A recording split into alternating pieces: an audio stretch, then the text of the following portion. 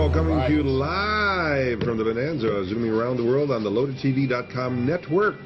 And it is a very important day. Oscar is here because we're going to talk about Oscar. That's right. It's all about Oscar. It's all about Oscar right now, Dave, as it should be. As it should be. But of course, I mean, this Sunday. It's the biggest day in the business. This Sunday is the Academy Awards. That's right. It is the biggest day in the entertainment industry. Forget the Emmys.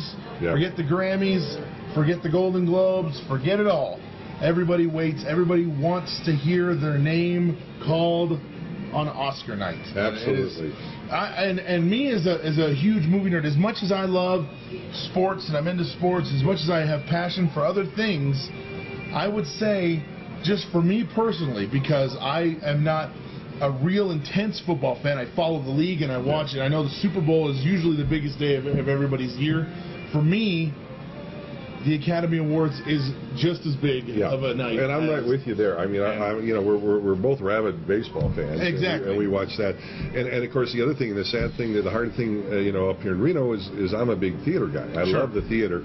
And so I get to go, by the way, West Side Stories on this weekend here in Reno. There's a few tickets left. So if you want to go see it, it's the Pioneer Center Friday, Saturday, and Sunday. So check that out. But now let's get right to it. We got to talk about the Oscars. Let's get into it. The first and foremost, we'll start with the big kahuna, and that's Best Picture. Best Picture. Let's jump right in. Of course, the nominations, we have the foreign film Amour, which is actually, it was here up until, I believe, if I'm not mistaken, yesterday was the last day. It finally made it to Reno. It was here for about 10 days. I would say no more than 2 weeks. It never does. It never lasts. I didn't get a chance to go see it. I'm actually pretty upset about it. That happened, and it's really going to bug me. It's a sad movie. The one thing I do know is it's a sad movie. It's about older couple, and so but it's a tremendous arts effort, and there's always one flick every year that's kind of like.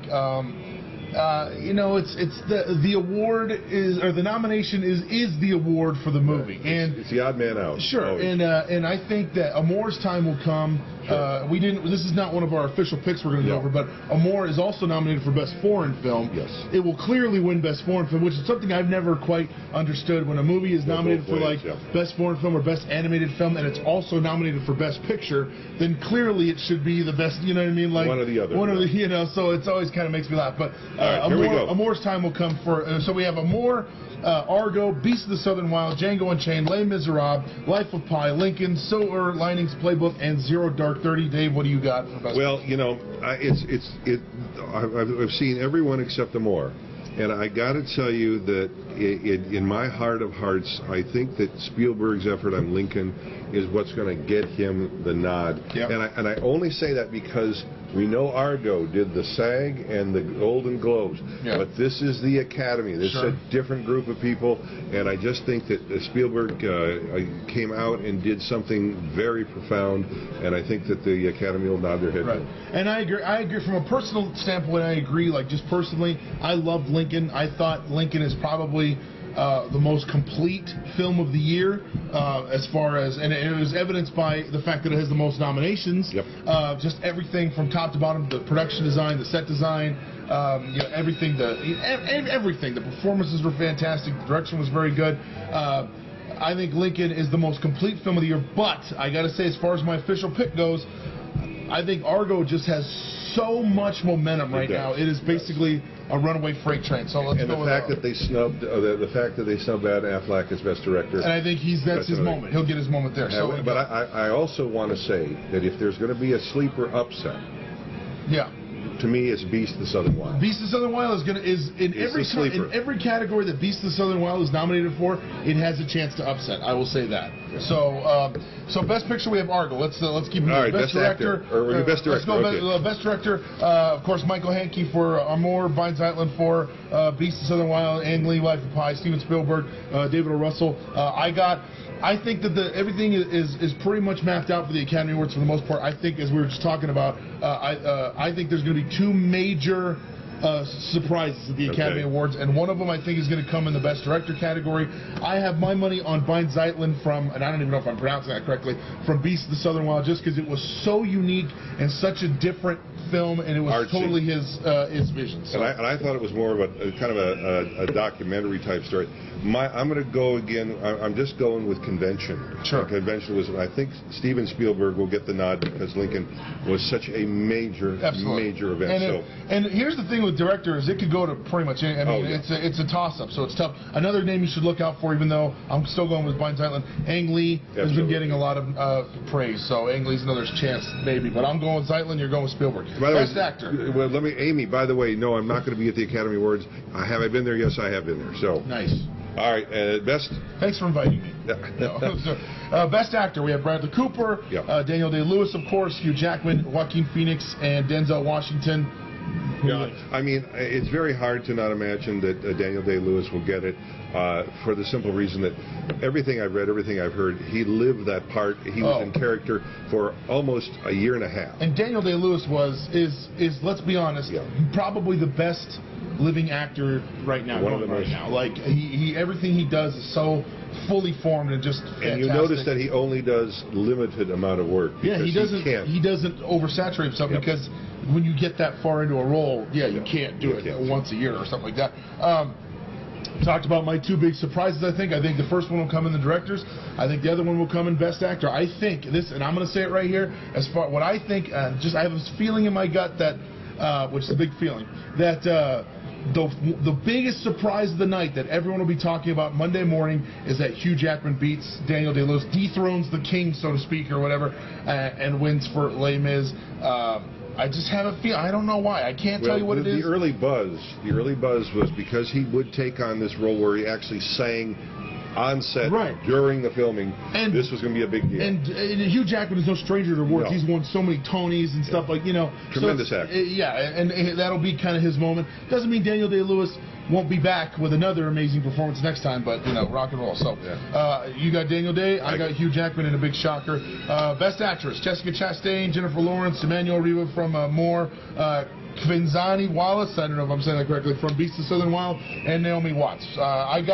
I think right now, ever since the Golden Globes, Jennifer Lawrence has kind of been a runaway train, I think. She's got the momentum, but boy, I have to tell you, Naomi Watts in The Impossible was remarkable. It probably is one of the most dynamic things I've ever seen her do. Yeah, absolutely. And I really would like to see her get it. I understand the momentum is with Jennifer Lawrence. And the same thing, so I put my money, if I had to put money down, I'm going with Jennifer Lawrence. If Naomi Watts wins, I will be very happy because she totally deserves it. It was a fantastic performance. And then the sleeper is Quinzani Wallace. Quinzani Wallace, the little girl from Beast of the Southern Wild. She was 5 years old when she cut that movie. And what's crazy about that movie, why she's so good in it, is there's so much chaos in the movie and so much craziness, but she is the calm amongst the beauty. She is so just this little ball of beautiful light amongst how dirty and gritty and crazy everything is. And she's really from New Orleans, and the guy who played her father runs a barbecue shop.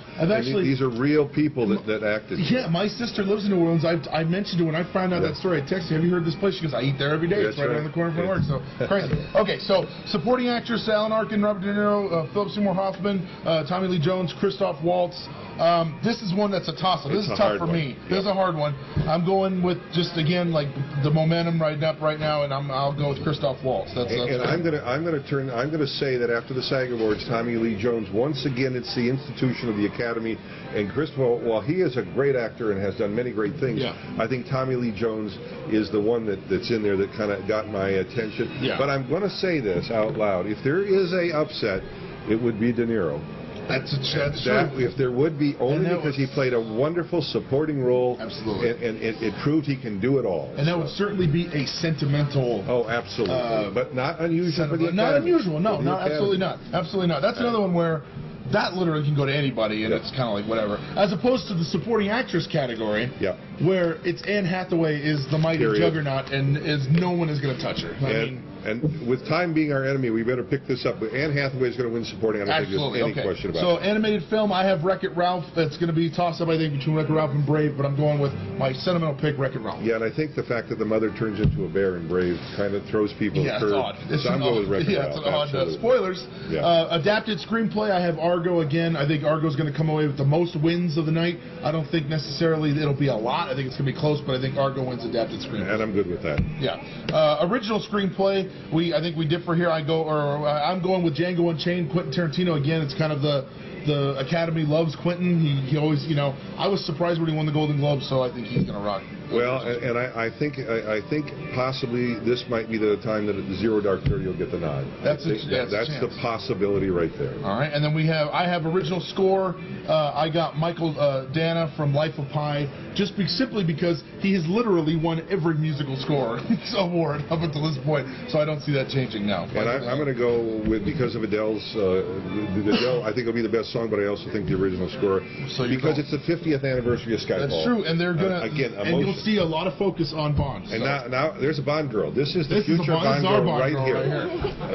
This is Golden Who Tongue. takes the overall? Huh? We have Argo for Best Picture. Last but not least, real quick, I want to go with original song. Best original song. Yeah. It's as much as I want the song from Ted to win Seth MacFarlane. Of course, it's going to be Adele and Skyfall. There has been buzz that all the James Bonds are going to appear. Which would be awesome. That would be over the top. Unbelievable. If they did so. Anyway. And we got the original Bond girl here. No, she's the new Bond girl. She's our Bond girl. That's right. So anyway, that's what we got. So check it out on Sunday. We got to say goodbye. TV.com. And we'll see how good Oscar and I really are. This is the last We weekend. have to say goodbye. This is the last weekend of shows at Harris for Rick D'Elia and Eli. Go down, check it out this We have weekend. to check that out. Yeah, it makes you magic and comedy. Very funny. Come see me at Beer Pong. And bring your own balls. And we have to give a special shout out to Blog TV. Thank you Absolutely, so much. guys. All Thank you you so watch, much. have a great weekend. We'll see you guys. Stella! See you guys on Monday. Peace, love. And rock and roll.